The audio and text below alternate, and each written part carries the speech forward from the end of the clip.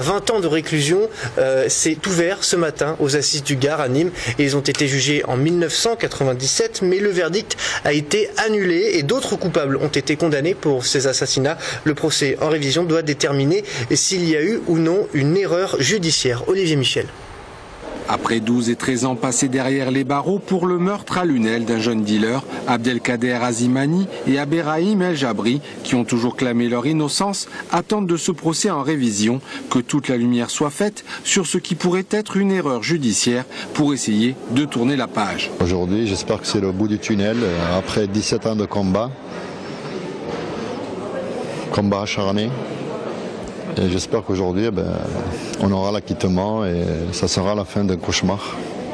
Parce que ce n'est pas seulement 11 ans ou 17 ans qu'on nous a pris, mais c'est toute notre vie.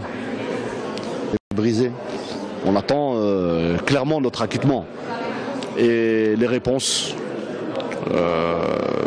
qui nous ont amenés à être condamnés. Les deux hommes avaient été condamnés à 20 ans de réclusion pour le meurtre d'Abdelaziz Djilal, poignardé à 112 reprises. Un verdict annulé le 15 mai 2013 suite au revirement d'un témoin et à des expertises ADN qui ont conduit à l'interpellation et à la condamnation pour assassinat de Michel Boulma et Bouziane Elali, qui a reconnu avoir porté des coups de couteau. Deux personnes qui ont également mis hors de cause M. Azimani et El Jabri, qui attendent aujourd'hui un mea culpa rarissime de la justice.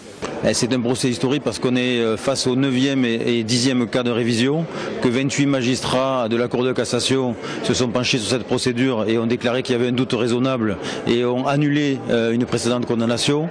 On est donc dans l'histoire de la justice et on demande à la justice de reconnaître qu'elle s'est trompée. Le procès devrait durer 4 jours. Depuis 1945, seuls 8 condamnés pour crime ont obtenu un acquittement.